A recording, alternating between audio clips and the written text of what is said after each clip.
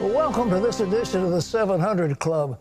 Invasion is imminent from the ground and from the air. Turkey is ready to charge into Syria, putting our allies, the Kurds, in grave danger. What CBN News has learned that could tip the balance of power in this volatile region. Plus, what is the threat to the U.S.? And ladies and gentlemen, I want to say right now, I am absolutely appalled that the United States is going to betray those democratic forces in northern Syria, that we possibly going to allow the Turkish to come in against the Kurds. That Erdogan is a thug. He has taken control of his country as a dictator. He is a strong leader, and to say he's an ally of America is nonsense. He is in for himself. And the president who allowed Khashoggi to be cut in pieces without any repercussions whatsoever is now allowing the Christians and the Kurds to be massacred by the Turks. And I believe, and I want to say this with great solemnity, the President of the United States is in danger of losing the mandate of heaven if he permits this to happen. Chris Mitchell reports from Jerusalem. This video shows U.S. armored vehicles leaving the area along Turkey's border. The pullout comes just hours after the White House announced U.S. troops would clear the way for an expected invasion by Turkish forces. Turkey's President Erdogan said the assault into northeast Syria was imminent. The decision has been made and the process has begun for the springs of peace, and now opening up their path is as near as maybe today, maybe tomorrow. The decision by Trump allows Turkish forces to enter into the area controlled by the self-administration of northeast Syria, or SANS. This government was formed after the Syrian civil war and has become a democratic entity with broad representation of all its peoples, along with religious freedom. CBN's George Thomas is currently in Istanbul and added this report. Erdogan claims that the Kurdish rebel group that's operating in the northeast part of Syria, known as the YPG, is a threat to his country. And in fact, in the last couple of months, he's been threatening to eliminate the group. The United States, to try and appease Istanbul, told the Turks that they would hold joint military exercises in the region. But that didn't seem to calm the tensions. So today, we're on the verge of a potential Turkish invasion of northeast Syria. The White House decision is seen by some as a betrayal of the Syrian Democratic Forces, who have been the #1 ally of the U.S. in the fight against ISIS since 2015. This decision threatens the new government and up to 100,000 Christians living mostly along the Turkish border. Erdogan also told the UN recently he wants to flood the area with up to 2 million Syrian refugees. Now CBN News has learned it's quite possible the democratic government there may surrender to Syrian President Assad before Erdogan moves. Although allied with Iran and Russia, they see Assad as a lesser evil than Erdogan. The surrender, however, may upset the fragile balance of power in a critical area of the Middle East. Chris Mitchell, CBN News, Jerusalem. Well, this is what happens, ladies and gentlemen, when the President of the United States is spending his time worrying about attacks from the other party and talk of impeachment. But nevertheless, when you look at Khashoggi, who was cut apart with saws brought in by Sultan, the head of Saudi Arabia, and that happened to the Saudis with impunity. They got away with killing that independent journalist. And now 100,000 Christians or more may be slaughtered by the Turks. If you go back in history, all you have to see is what the Turks did to Armenia. And years ago, we heard about the starving Armenians. The Turks butchered thousands and thousands and thousands of Armenians. They don't hesitate to do that. Yes, they have been our strong allies, but under Erdogan is a thug. He has destroyed the democratic forces in his own country. He wiped out the leadership of the armed forces. He has taken away the independence of the judiciary. And now our government is saying you have a free hand to go into Syria and take out the democratic forces and move against the Kurds. There are 36 million Kurds who need their own country. And they will be a bulwark against the encroachment of the Iranians and the Turks and the Soviets and the other people who want to come in and destabilize that area. This would be one of the most shocking miscues in diplomatic history. Well, in other news, Democrats are making a big deal over a second whistleblower. And he's talking about the same phone call the president has already made public. Wendy Griffith has more on that. Thanks, Pat. An attorney says this latest whistleblower is also a member of the intelligence community and has direct knowledge of the president's phone call with Ukraine's president. But the White House and some of its defenders say since the president made the call public, there's nothing new to talk about. Why should I care at all what his perspective or his opinion and judgment of this transcript is? You and I can read it.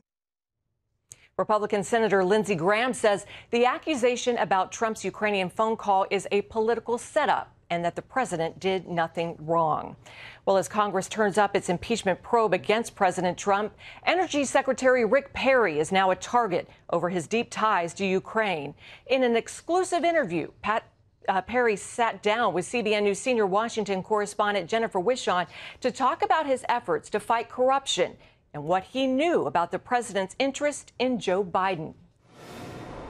What is your business in Ukraine? I probably have had as expansive a relationship with Ukraine as anybody in the administration, certainly at the cabinet level. As chief of the nation's energy agency, Rick Perry focuses a lot of time on Ukraine. Our interest was always, and still is, trying to help Ukraine become as independent as it can be from an energy standpoint.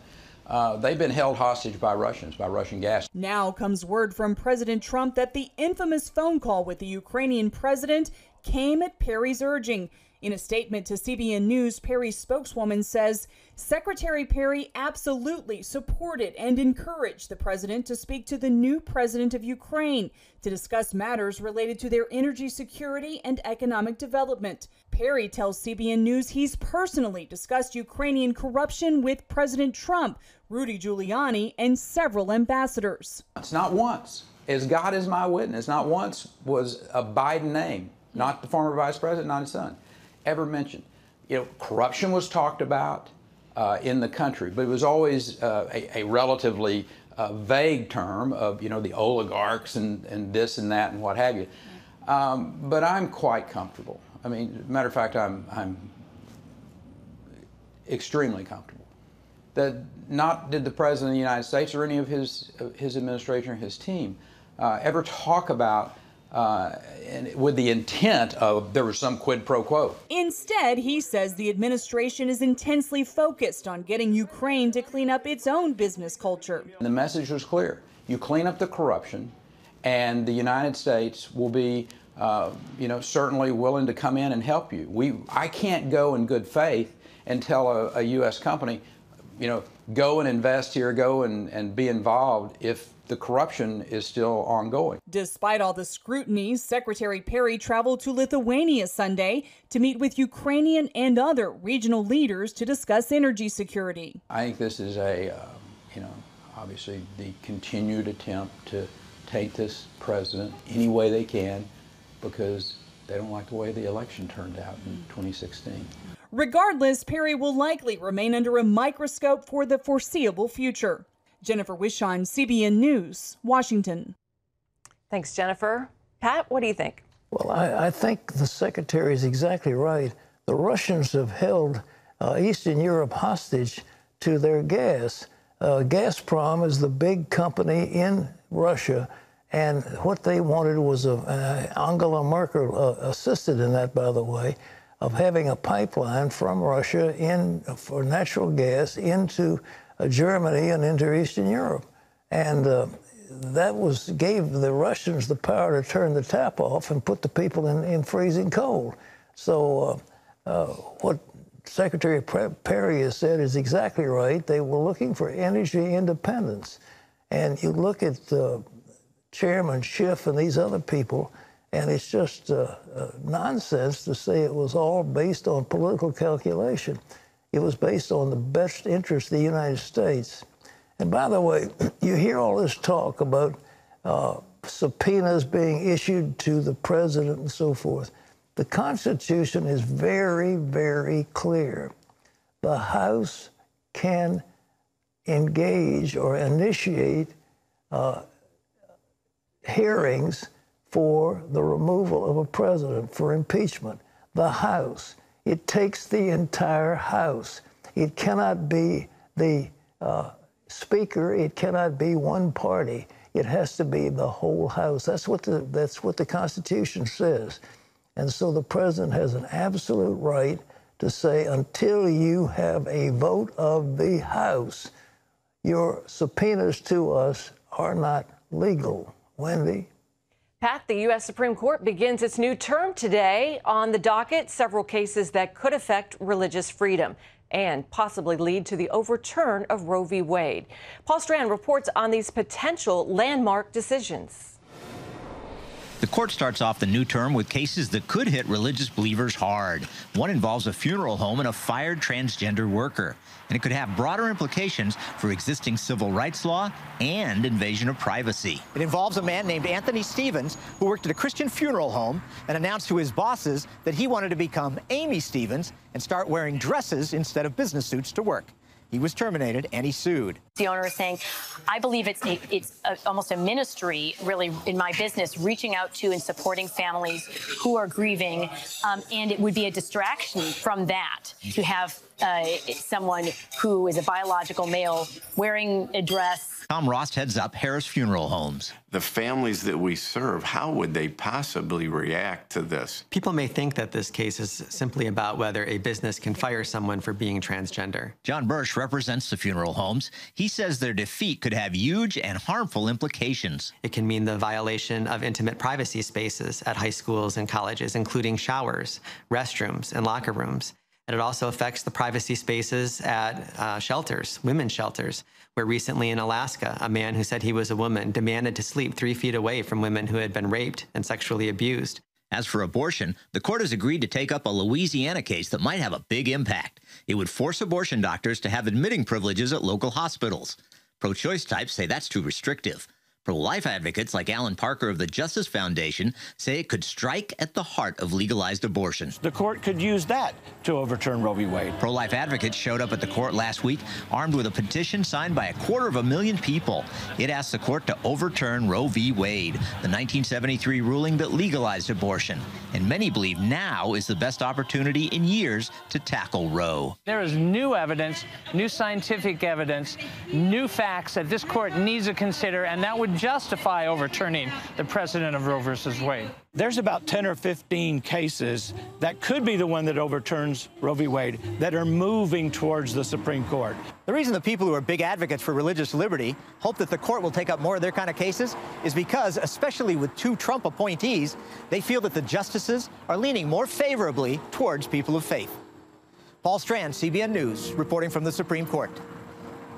Thank you, Paul. Pat, so many important cases, and what a time to pray. It's remarkable what's happened in our society, but this Roe versus Wade, it was a put-up case by the ACLU. They found a phony plaintiff and then brought a phony case based on phony support, and it had no basis whatsoever in law that we've ever had before. And the case was called Blackmun's abortion because he was the one who was the deciding judge in that case. But it said a woman, there's a constitutional right to have an abortion, a constitutional. Once you elevate a police matter of a state into the federal arena, then of course the plaintiffs have nowhere to go. It's all over. And it's taken away from the power of the citizens to vote on what they want to do. And so it was a terrible decision. We've had nothing but controversy ever since because the courts stepped in and did something they shouldn't have done. And it was based on the so-called right of privacy, and it goes back to that Griswold versus Connecticut and all that business about emanations and penumbras and all that nonsense that some judge came up with. And that was the basis of Roe versus Wade. And it should have been overturned then. And Norman McCabe, who was the plaintiff in the matter, has actually, I think, repudiated her stand in Roe versus Wade. It should be reversed. It's long overdue.